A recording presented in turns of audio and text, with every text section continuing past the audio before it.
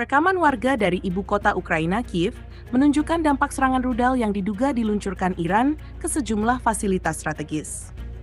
Salah satu objek yang menjadi sasaran adalah pabrik radio Kiev, bangunan penting yang memiliki nilai historis dan strategis bagi komunikasi. Dalam video yang beredar luas di media sosial, terlihat ledakan dahsyat menerangi langit malam Kiev.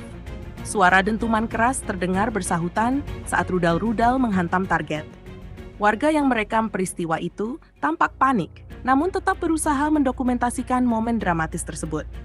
Pabrik radio Kiev terlihat rusak parah setelah dihantam rudal. Serangan ini menambah daftar fasilitas vital yang menjadi target serangan dalam eskalasi konflik yang kian memanas.